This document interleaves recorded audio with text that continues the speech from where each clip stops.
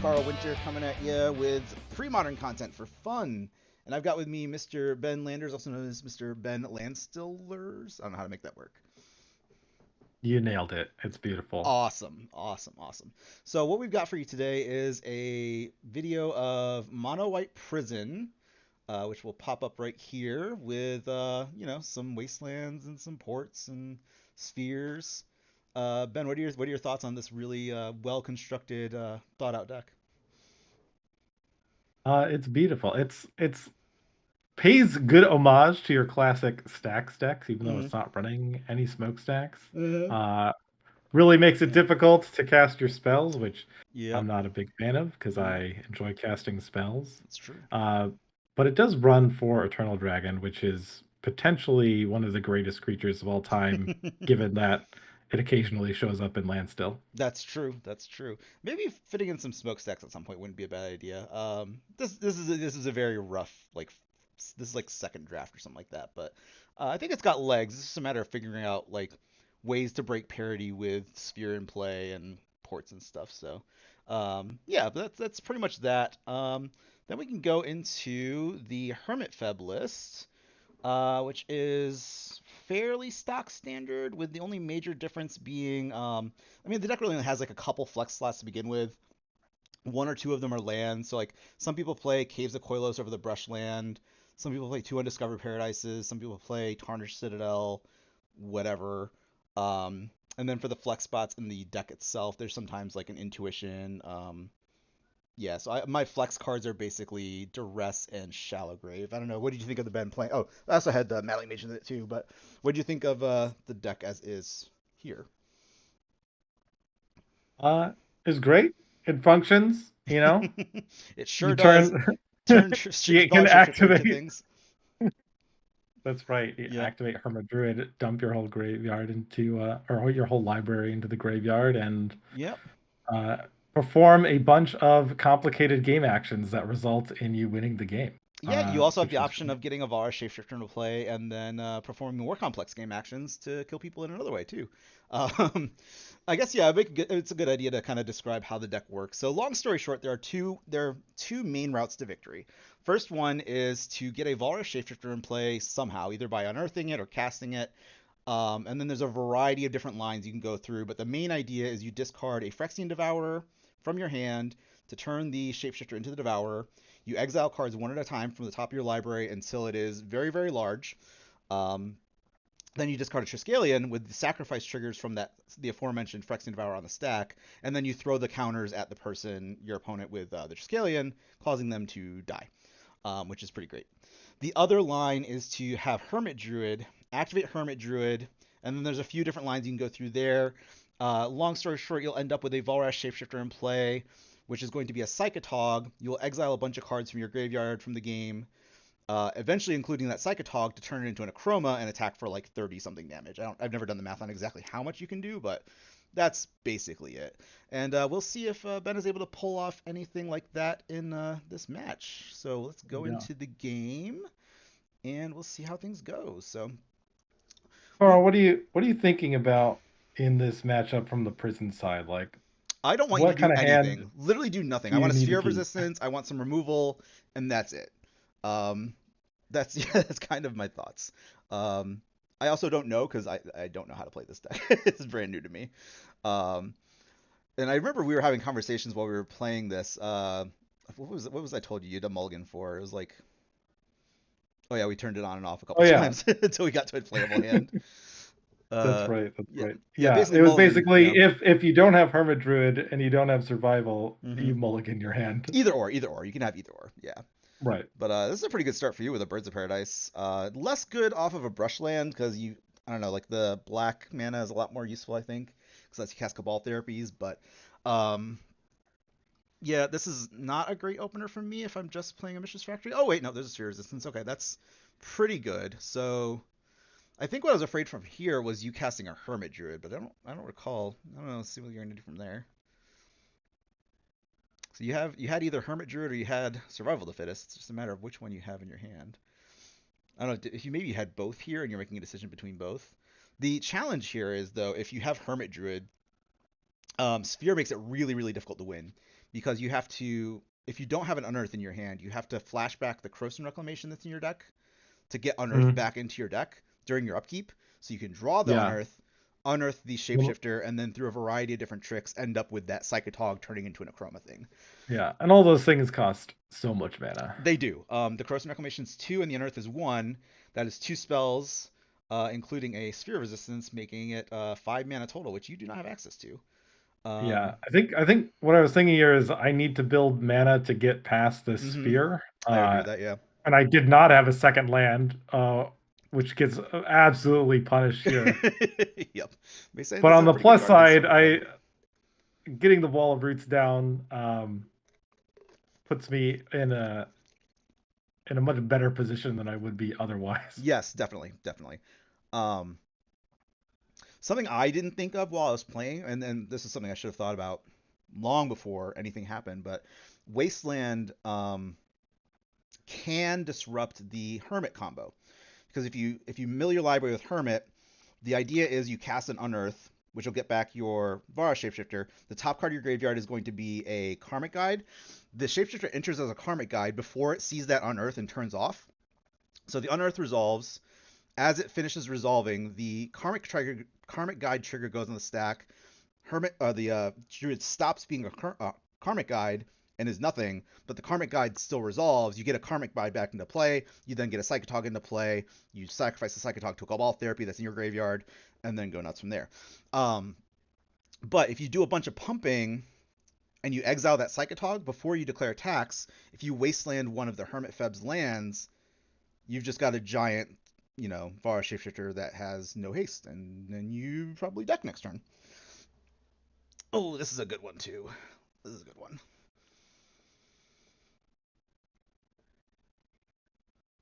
So you therapied me. I don't remember what you named. We'll have to get a little like infinite token or something to write down what we named for Cabal therapies because we were in a Yeah, busy I believe shop. it's probably a blind therapy on Swords of Plowshares, and I think I Ah, end up yes. seeing a couple of Armageddons and an Abeyance over there. Yes, yep.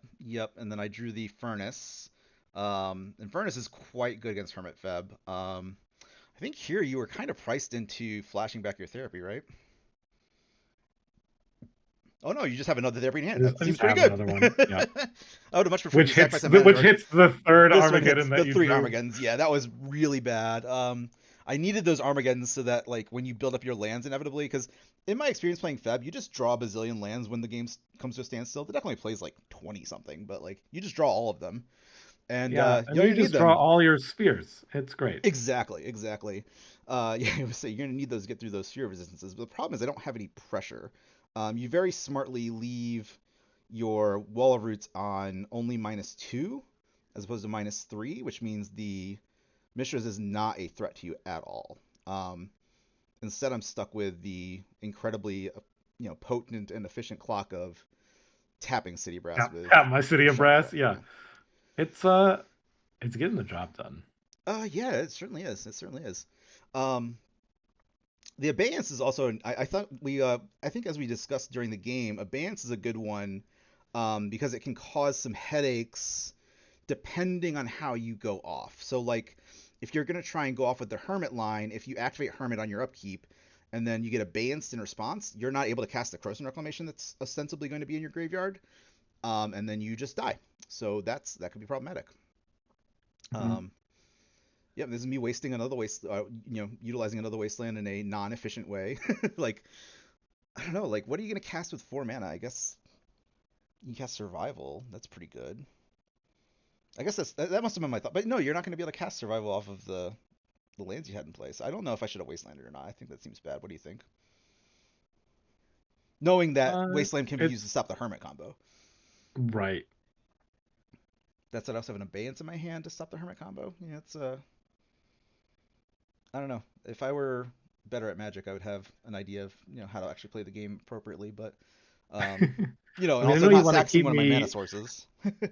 I mean, if your strategy going in is make them do nothing, the wasteland there can make a little bit of sense, right? Yeah, But yeah, you are still lacking pressure. yes, yeah, definitely. And that's and there's no like I was thinking, like incremental threat at all. Like beyond the port on the city, which is a thing, but I don't know. Your deck has like 30 mana sources in it, so it's not gonna be. I can't lock you out with Sphere forever. I have to actually apply some pressure, right? Yeah, you got to get the game over once I'm in this position, right? Mm-hmm. Mm-hmm. Yeah, I think I've seen some versions of this deck running like Windborn Muse and stuff, which seem pretty good. Um, I think my thought with constructing this was to try and make removal as dead as possible, um, so that when I do get around to casting like an Eternal Dragon or something, you just can't kill it because there's a bunch of spheres in play, and the spell costs you 1,000 mana. But Right. in practice, it leads to really entertaining and engaging gameplay like this, where I use a Prodigal Sorcerer against you for a bunch of turns. And I think what we missed off screen there is a survival hitting play the last Oh turn. yes, I think so. Yeah, this is our first attempt at my first attempt at editing the video, and I think it trimmed down a little bit weird. So we will try and address that in the future. But yeah, there's definitely a survival in play because you discarded a card and you're looking through your library, and I don't think you're just randomly cheating. So um, what really sucks for you is that you had to discard the squee here, um, and you can't like catch me in a turn with the furnace being activated and then like get the squee back and do stuff. So it's kind of unlucky, but Yeah, Furnace is always going to shut down that mm-hmm, line of play, unfortunately, mm-hmm. Yeah, of just furnace. getting incremental advantage. Yeah, and furnace shuts down the hermit combo too. Like the hermit, so the hermit combo, I think I don't want to say it's the primary way of winning. Like it's certainly one of the easiest, and it's probably the fastest, but it's also the most vulnerable. For example, the wasteland can do that. That said, there's a coffin purge in the deck as well to address that issue, but coffin purge does not solve Phyrexian furnace exiling your chroma, so that is a challenge. Not a lot. Yeah, Yeah. not a lot does. The I get the shapeshifter here directly, though. Yes, yeah, because I think if I remember correctly, you had a Devourer in your hand or a Triskelion or something. It was just a matter of time, and time was not on my side because I am doing a damage to each turn and developing my board in no way, shape, or form at all, which is probably not very effective. Um, yeah, comments if you have any ideas on how to actually win the game with this deck, because I have no idea.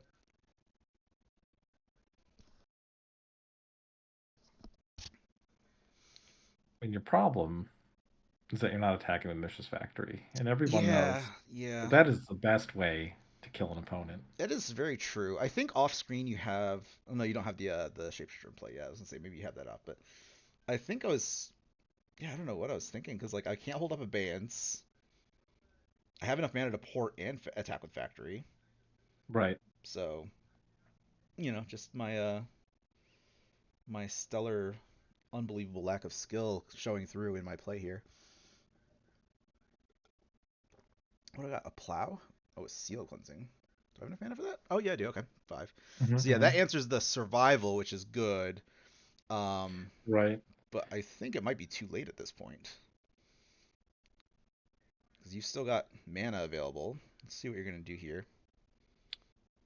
I think I just go get another combo piece. Mm-hmm. Yeah, it seems like a good choice. Preemptively Yeah. exiling the Palancron. Yeah. See a little Palinchron Yeah, yeah. straight into Straight into the exile. And that's another right thing into that's the kind of Palinchron. unfortunate too, because if you're able to discard Palancron and get Palancron on top of your discard, you can cast Vara Shapeshifter. It enters as a Palancron, and then you get to untap your lands, which could, in theory, allow you to just combo out either with the survival or using Vara Shapeshifter's oft misremembered ability of discarding a card as an activated ability or activating to discard a card. The fact Yeah. that it does not discard as part of the activation is pretty huge, like survival, because Oh, so like it could be you can stifled respond or. to it. It can stifle. Exactly. So Mhm. it's yeah, it's a little rough, but it's an option you have, and I've certainly killed people by you know playing a shapeshifter and then discarding stuff using its ability the hard way.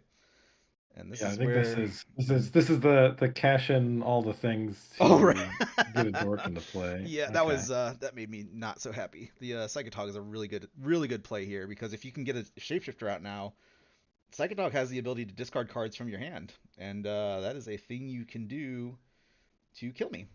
And that's less than ideal. Also, a fun line that it can come up is, and this came up in the 1K we played at Dragon Master Games, shout out, a couple weeks ago, is you can attack with a Psychotog and then mill your library with Hermit and then just kill someone. Because you just get to exile, 40 or 50 cards. That's actually not going to be 50 because it's way later in the game than that, but 40 would be enough, Yeah, right? point stands. Unblocked Psychotog with Hermit in play Mm-hmm. is a significant threat. Yes. Less of a threat with the Abeyance, though, actually. Going back to that Abeyance is actually pretty huge. Um, because if you mill yourself with the Hermit, I can Abeyance in response, and I think we had this discussion during the game, in that you can mill yourself and then I just Abeyance you, and then you attack for one and then pass. Um, Right, because Abeyance shuts down all the activations, right? exactly, yeah, activated abilities. Yep, yep. And I think that's what my hand motions are there. Is like, you can't do that because you will die. You're like, I know, Carl. It's okay. Your mana situation is actually Yeah, looking really Abeyance good. not just Orm's Chant, you No, know? it is very different Orange Chant. It is a very different card. And the fact that it draws a card is pretty huge. Pretty huge. Yeah, all cards that say draw a card are I typically better than cards that don't say draw a card. I've I heard know so. which I know is a hot take. Yeah, no doubt, no doubt. That said, the kicker on Orange Chant is not nothing. Like, denying a combat True. phase can be huge. I'm trying to think of where it's been relevant. I know it's been relevant in games I've played before, but I don't recall exactly what it was. This is where I abeyance you because I have the abeyance. You're just trying to get it out of my hand. Mm-hmm.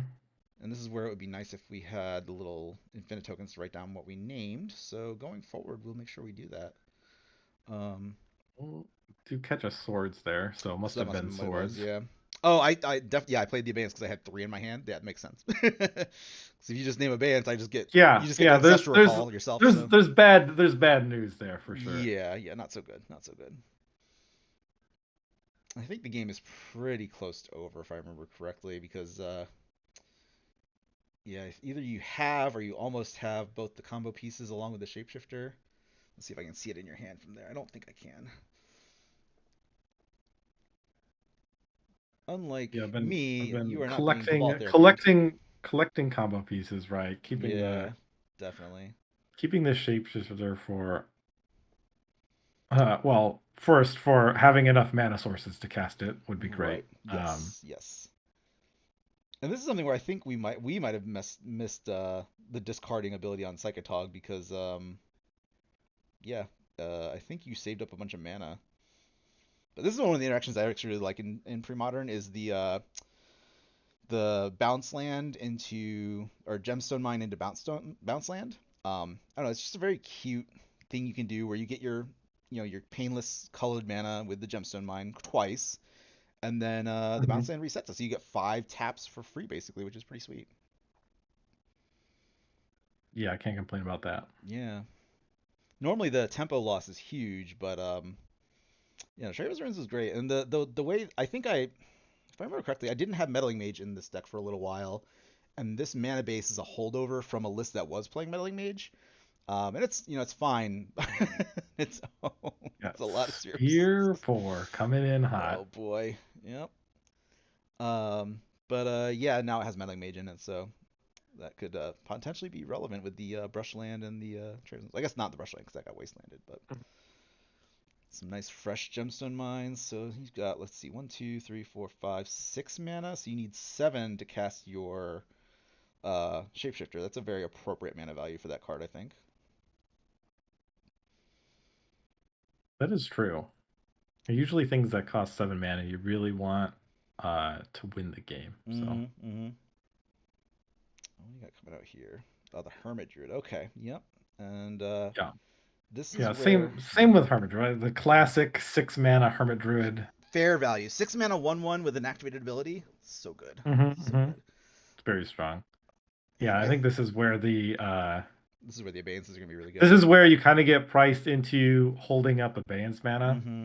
Which means I so that I can't port you can't just anymore. Yeah, that's really bad for me. murder you. Yep. Yep. This is just I had you locked out for a long time and then just didn't apply any real pressure. I mean, that one damage chip added up. Definitely, you're at 7, but um, 7 is not 0.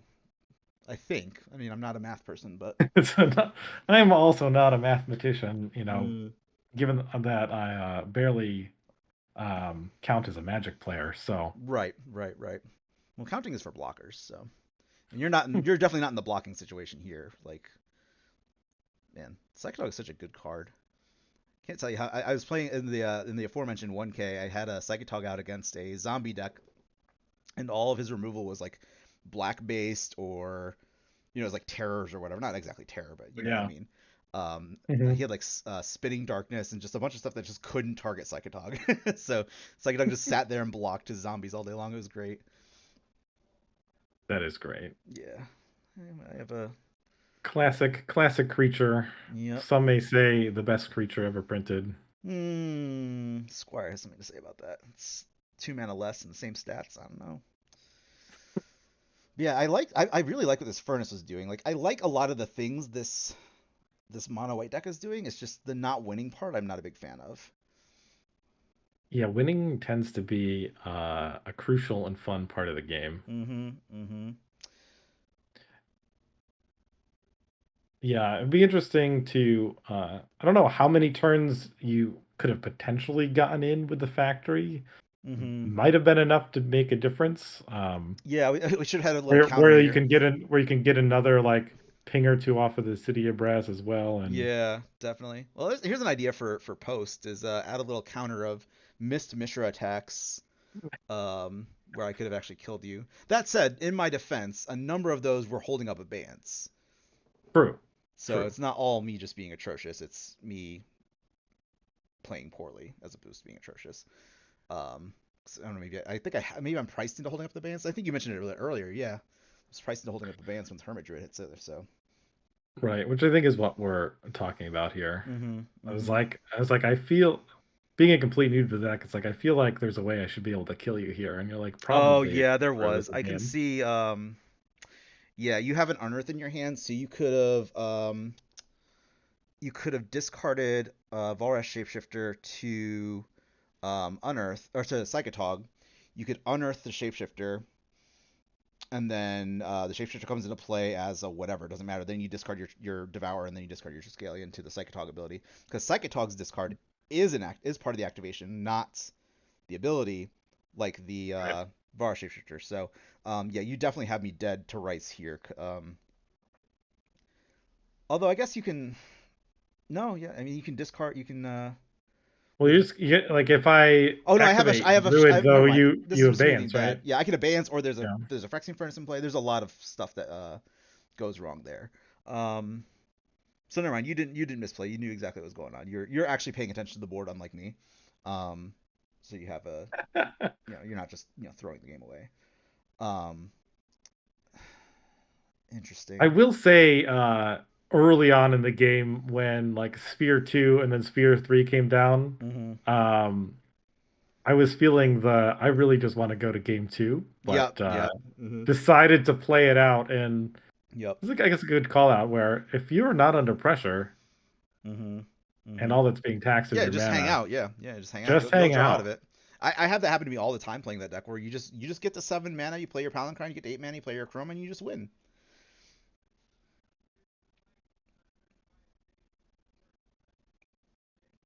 Done that a number of times, and I'm really hoping that Yeah. when we are playing in a more controlled environment, we're playing this from a donut shop slash bar. Um, we'll have a little bit better lighting, so we don't have to deal with the incredibly bad glare on your side of the board on some very very important cards. Yeah. Um, All right, so so here I yeah, finally get to enough mana to yeah, get you resolve the the shapeshifter, shapeshifter down. and then I try and interact with you, but I mean the only thing I can draw is Swords of Plowshares with my mana that I just tapped, and yeah, I recognize that. Wait, it's my turn apparently. Okay, so we missed. So I guess yeah. Okay, never mind. So you missed the line where I think I didn't know you had Devourer in hand. So you could have discarded the Devourer to the Psychotog, done the Devourer thing where you exile cards one at a time, leaving the sacrifice trigger on the stack, and then you discard the Scale to the Psychotog itself, and Yeah. then go from there. I'm not sure if I do have it yet or if I draw it off the top. I'm pretty sure you did. We can go back and check the tape later, but I think that you had the Devour in your hand already.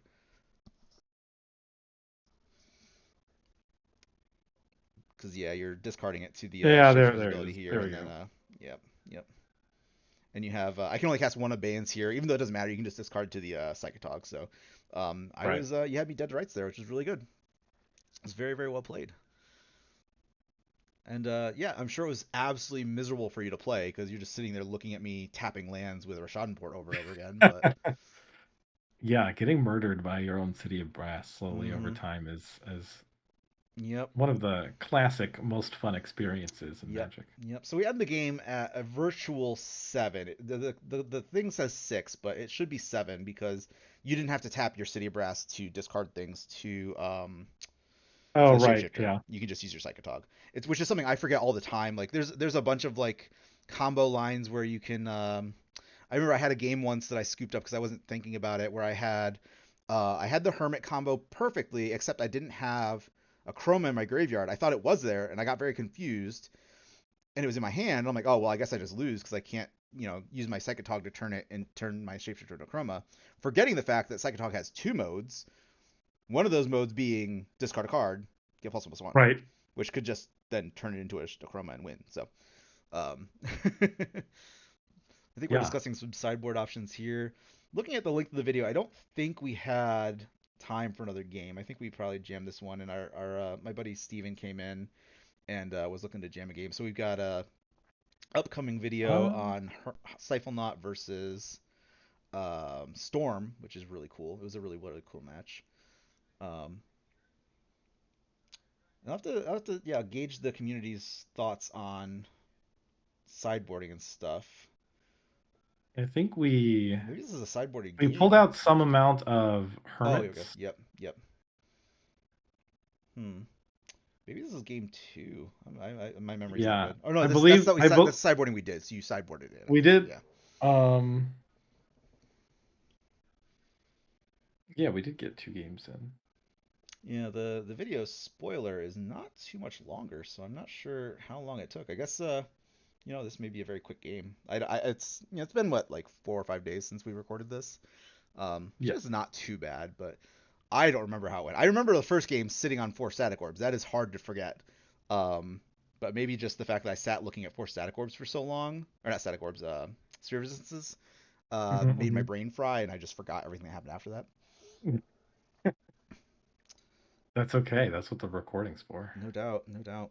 Sphere resistance is a heck of a card, though. It's man, that card's good, especially against like the Xerox decks. Hmm. Xerox being casting a lot of cheap cantrips, cards that draw you a card, so like Opt, Sleight of Hand, things like that. Those cards are Yeah. significantly less good when they cost twice as much mana. Yeah, making your 12/12s cost 4 instead of 2 is really That's four really if they don't have puts the interaction. screws on. Yep. So it looks like you learned the lesson well of Mulligan, not survival, not Hermit. And I could be very wrong. That's my philosophy on playing the deck. I know lots of people play it very differently. There's a lot of ways to play this deck. Um, and I do not I'm definitely not the one who's playing it optimally, perfectly. Um, so there may be other ways to, get things done. But in my experience, if you don't have a survival or a hermit, like, what are you doing? Hoping for the best off the top of your deck, I think. Yeah, which is not great in your deck with. I mean, I guess you're if you're going down to like 5 cards, let's say you got 55 cards left in your deck. Um, 8 of them are combo pieces, and then Hmm. you also have the option of just randomly drawing into winning with Valor Shapeshifter Right. into Trike and Devourer. Is there ever, I mean, some some builds of Feb I know play a lot of more like weenie dorks where like the weenie beatdown's more of a reliable plan B. Is Mm-hmm. that not Mm-hmm. really the case for the hermit builds? Not so much for the Hermit builds. Yeah, the normal Feb lists play not the Hornor, the classic Feb lists play like elves and stuff like that. Um, And that it looks like Oh, that's all oh, for what we had. apparently, So apparently, we recording failed. it's I not so believe much the what happened recording in that fail. game too is that my opening hand had the one of Hermit Druid that was still left in the deck. Mm-hmm. Um, and then it got activated before you were able to do anything about it. Nice. That's fantastic. That's fantastic. Well, thanks very much for sitting down and recording this with me, Ben. I thought it was a good time, and I hope that people enjoy it, even if it's not a complete match. Um, we are of course learning, and I, being a boomer, am doing this very jankily. Someday I'll put a little guide up of how I did this and let people mock me for it. But yeah. Final thoughts on the Beautiful. matchup. Uh, Final thoughts on the matchup. I guess Hermit FEB is a threat to win kind of at all times. Mm-hmm. At least that's what it feels like. I think you're right there. Yep. Although if you can get I think the mono white prison deck, we can figure out a way for it to better apply pressure once it has the screws in. I think it can be a Yeah, much scarier threat. yeah. You compared it to a stacks deck earlier using the smokestack card from Urza's Saga. That may be a thing to add, and then you can break parity with smokestack using things like Decree of Justice to get free sack fodder to like nuke the board. That could be a thing. So that Yeah. might have some legs. Probably some room to add some like Ancient Tombs or City of Traders maybe. Um, but yeah, I don't know. Right, starting the taxation on turn 1 versus Oof, turn yeah, 2 yeah. could really Yeah, in that case though, are you just playing a potentially bad help. mud deck at that point? Are you playing a bad red version or version without red, so you don't get to play with Goblin Welder, um, or the blue I red mean, version that plays Tinker as a yeah. if your deck isn't playing Island, are you really playing a good deck at all? You may not be playing a good deck, but you're certainly the good guy. I think playing basic planes puts you, miles and away further ahead of any other deck in the format with being a good guy. I agree. Island and Plains in the same deck. That's where you should be. Which we will show at some point in the future. Mm. All right. Sounds great. Yeah. So yeah, thank you again for joining me. Thanks for joining us, everybody. And like or subscribe or don't. I'm not your dad. I'm not going to tell you what to do. And we'll catch you in the next one. See ya.